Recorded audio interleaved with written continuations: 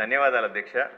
ఇప్పుడు ప్రత్యేక అవసరాలు ఉన్నటువంటి విద్యార్థులు, టీచర్లు అధ్యక్ష, అంటే ఈ వికలాంగులైనటువంటి విద్యార్థులకు సంబంధించినటువంటి అవసరాలు అన్ని చోట్ల ప్రతి జిల్లాలో బాగా కనపడుతున్నాయి అధ్యక్ష. చాలా మంది మన దగ్గర ప్రతి ఎమ్మెల్యే గారి దగ్గర కూడా ఈ పిటిషన్లు వస్తాయి అధ్యక్ష.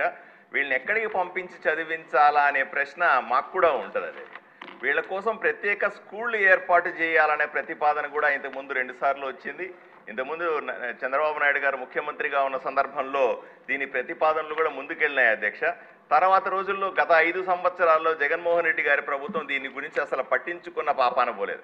మామూలు డిఎస్సికే దిక్కు లేదంటే ఈ ఈ ప్రత్యేక అవసరాలు ఉన్న టీచర్ల గురించి ఎందుకు ఆలోచన చేస్తారు జగన్మోహన్ రెడ్డి ప్రభుత్వం అని మనం ఆలోచన చేసుకోవాలి అధ్యక్ష. ఎందుకంటే రెగ్యులర్ డిఎస్సి ఇవ్వడానికే 5 ఏళ్ళు తాత్సారం చేశారు. ఇప్పుడు గత 5 సంవత్సరాల్లో ఒకటంటే నాకు తెలిసినంత టు మై సబ్జెక్ట్ కరెక్షన్ ఒక్కటంటే ఒక పోస్టు కూడా వీళ్ళ కోసం వచ్చినట్టుగా మనకు కనిపించలేదు అధ్యక్ష.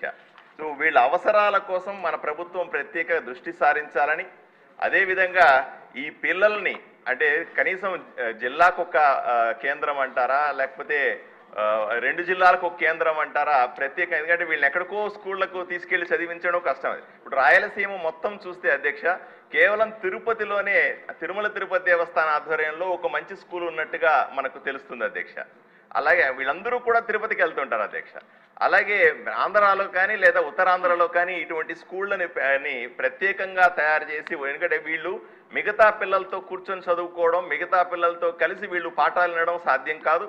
సైమల్టేనియస్గా టీచర్లు కూడా దీనికి ప్రత్యేకంగా వాళ్ళ నాలెడ్జ్ని దృష్టిలో పెట్టుకొని, వాళ్ళ అవసరాలను దృష్టిలో పెట్టుకొని ప్రత్యేకంగా టీచర్లు కూడా ఆ రకమైన ఫీల్ ఉన్నవాళ్ళు, ఆ రకమైనటువంటి వికలాంగులు ఉన్న టీచర్లు ఉంటేనే వీళ్ళకు కూడా కనెక్టివిటీ ఉంటుంది అధ్యక్ష. ఈ రెండింటినీ దృష్టిలో పెట్టుకొని తప్పనిసరిగా వీటి మీద ప్రత్యేకమైనటువంటి దృష్టి పెట్టాలని, ఈ ఏవైతే కోర్టుల్లో నలుగుతున్నటువంటి కేసులన్నింటినీ పెండింగ్లో ఉన్న వాటిని క్లియర్ చేసి వెంటనే టీచర్ పోస్టులను భర్తీ చేయాలని నేను మంత్రి గారిని రిక్వెస్ట్ చేస్తున్నాను అధ్యక్ష.